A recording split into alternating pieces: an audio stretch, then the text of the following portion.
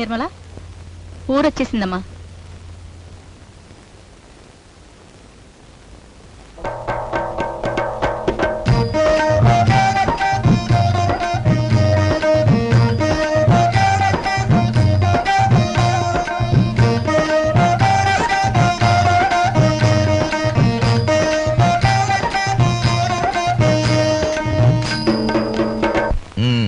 నువ్వు బయలుదేరు.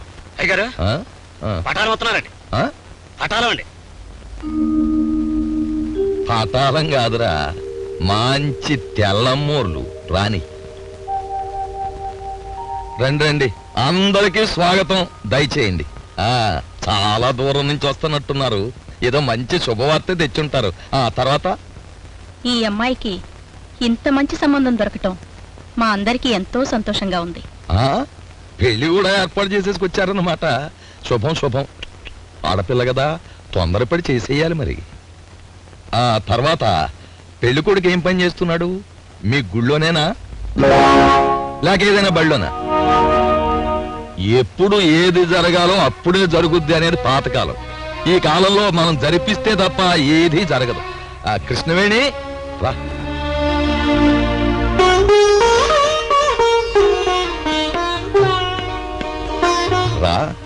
మన డాక్టర్ అమ్మాళ్ళ బంధువులు వచ్చారు.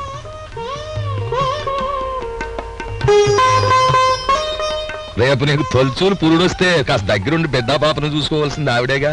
రా.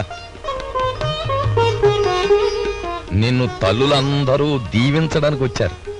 నాకున్న ఒక్కగానొక్క కూతురు నా మేనల్లుడు గోపికిచ్చి మొన్ననే పెళ్లి చేశాను.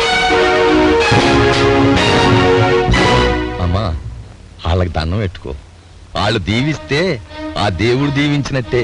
ఎప్పుడు యేసునాథుని కోవిల్లోనే ఉంటారు కోపతాపాలు లేని తల్లులు. ఇదిగో వాళ్ళ కాళ్ళకి దండం పెడితే చేతులారా దీవిస్తారు.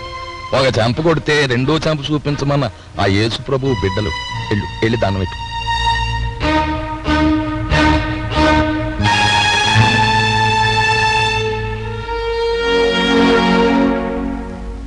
మరి మా అమ్మాయి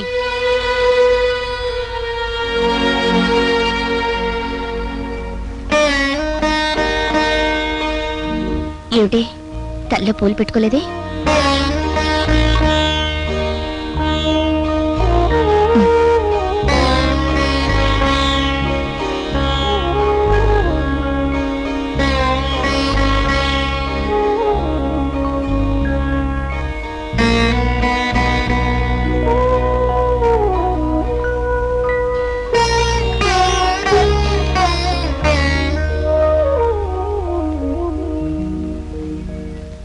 చెప్పాను కదరా, పాపం తెల్లమ్మోళ్ళు మంచోళ్ళు.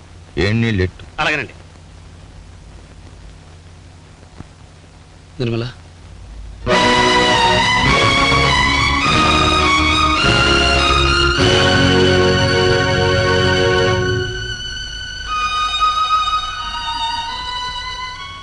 కష్టంలో కూడా నవ్వుతూ ఉండే మనిషి అనుకున్నానే కానీ నవ్వుతూ కష్టపెట్టే మనిషి అనుకోలేదు. కాదు నిర్మల,